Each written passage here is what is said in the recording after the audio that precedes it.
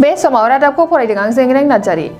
बाक्सा जिल्लानि मराफाग्लादि दैमानि सिनारि बस्ति मुंनि थांलाय फैलाय लामायाव सासे फरायसानि फोरमानलाइ मोनदों। मोननाय फोरमानलाइनि प्रभिजनल सार्टिफिकेटआव होनाय थं बादियै गोमाजानाय सुबुंनि मुङा रहित दैमारी, बिफानि मुं सारबेन दैमारी, गामि काटाहबारि, जिल्ला बाक्सा, पिन नम्बर 781326। मोननाय फोरमानलाइनि गेजेराव दं फारियै प्रविस्का एग्जामिनेशन 2017 मायथाइनि marksheet, original certificate, admit card आरो प्रभिजनल सार्टिफिकेट। मोननाय फोरमानलाइया जफादुंनि गिरिधर बर' बिथांनि आखायाव दङ आरो बिथाङा बे फोरमानलाइखौ लांफैनो थाखाय 9678050752 बे जानबुं अनजिमायाव खौरां लानो खावलायहरदों।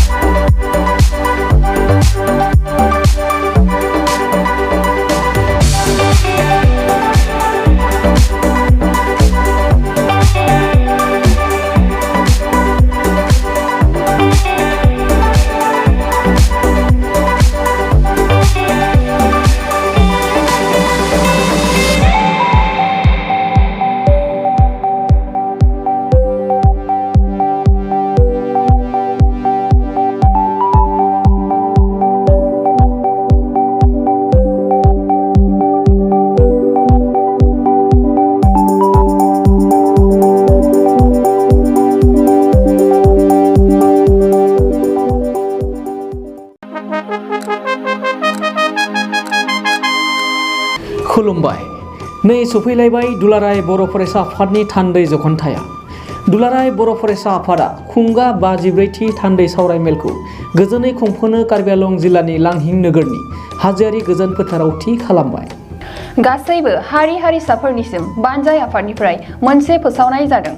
कार्बि आंलं जिल्लानि लांहिं नोगोरनि हाजोआरि फोथाराव 2022 मायथाइनि 2, 3, 4 आरो 5 फेब्रुआरि खालाराव जानो गोनां दुलाराय बर' फरायसा आफादनि 54थि थान्दै जखनथाय लोगोसे 49थि कार्बि आंलं जिल्ला दुलाराय बर' फरायसा आफादनि बोसोरारि जथुम्मायाव जायफोर बर' फालांगिरिफोरजों लोगोसे आसामनि जायखिजाया हारिनि फालांगिरिफोर जेरै book stalls, tea stalls, vendors, hawkers बायदिफोरजों लोगोसे बर'नि गाननाय जोमनाय, दखना, गामसा, आर'नाइ, टेक्सटाइल्सनि बायदि रोखोमनि जि जोम दिन्थिनाय आरो फाननायनि थाखाय गिदिरथार मोनसे एग्जिबिशन लानाय जादों। बेखायनो जायखिजाया गोसो गुदुं फालांगियारि बिथांमोनखौ फैगौ जानुवारि दाननि 20 खालारनि सिगां गाहायाव होनाय 86389111317896968903 जानबुं नङाव सिगांग्रो खौरां लाना गावनि मुं थंफोरखौ रेबथुमना लाहरखानायजों लोगोसे गोरोबथा खालामनो थाखाय खावलायहरनाय जाबाय। गोजोन्थों।